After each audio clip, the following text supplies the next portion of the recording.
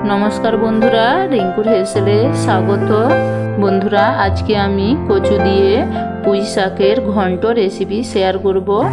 आमी एखाने परिमाण मतो पुई शाक ओ कचु छोटो करे एक साथे केटे निয়েছি। संगे सामान्य परिमाण आलू ओ सामान्य परिमाण मूलो निয়েছি। आमी परिमाण मतो तेल निয়েছি, तेलेर परिमाणटा एकटू बेशी निয়েছি। আমি সামান্য পরিমাণ 5 ফোড়ন নিয়ে নেব। এর মধ্যে কেটে রাখা পুঁই শাক, কচু, আলু, মূলো আমি একসাথে দিয়ে দেব। পরিমাণ মতো লবণ নিয়ে নেব। ভালোভাবে নাড়াচাড়া করে লবণ সবজির মধ্যে মিশিয়ে নেব।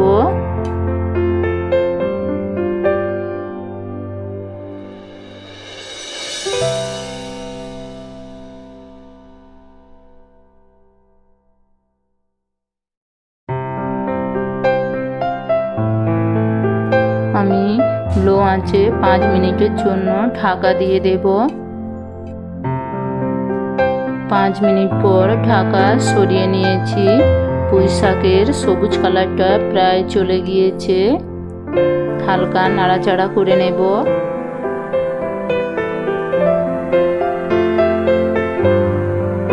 এবার আমি এর মধ্যে বেটে রাখা পেঁয়াজ বাটা ও পরিমাণ মতো সরষে বাটা নিয়ে নেব। সরষে বাটার পরিমাণটা একটু বেশি নিতে হবে। আমি এখানে সাদা সরষে নিয়েছি। সঙ্গে পরিমাণ মতো হলুদ গুঁড়ো ও লঙ্কা গুঁড়ো নিয়ে নেব।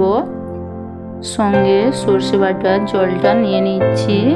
আমি এখানে আরও 1 থেকে 1.5 বাটির মতো জল অ্যাড করব। জলের পরিমাণটা একটু বেশি নিতে হবে, কারণ আমি আর জল নেব না, এই জলেই সবজিটা রান্না হবে। আমি এবার 10 মিনিটের জন্য মিডিয়াম আঁচে ঢেকে দেব। 10 মিনিট পর ঢাকা সরিয়ে নিয়েছি। কচু পুঁই শাকের ঘন্ট প্রায় হয়ে এসেছে। সমস্ত কিছু আমি ভালোভাবে নাড়াচাড়া করে নেব। কচুগুলো আমি একটু আলতোভাবে ঘেঁটে নেব।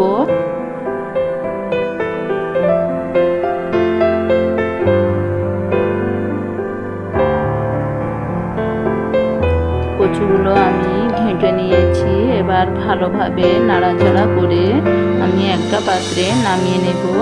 পুঁই শাক দিয়ে কচুর ঘন্ট আমার হয়ে গিয়েছে।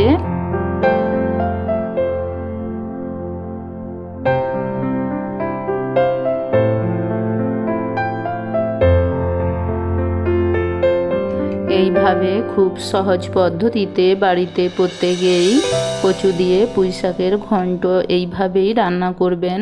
খেতে খুবই টেস্টি এক রেসিপি। আমি একটা পাত্রে নিয়ে আপনাদের দেখাচ্ছি। দেখুন বন্ধুরা, দেখতে কত ভালো হয়েছে, আর বন্ধুরা খেতেও খুবই দুর্দান্ত। না বানালে এর টেস্ট আপনারা বুঝতে পারবেন না। বন্ধুরা, রেসিপিটা পছন্দ হলে লাইক ও সাবস্ক্রাইব করে দেবেন। বেশি বেশি করে শেয়ার করবেন। কমেন্ট করতে ভুলবেন না।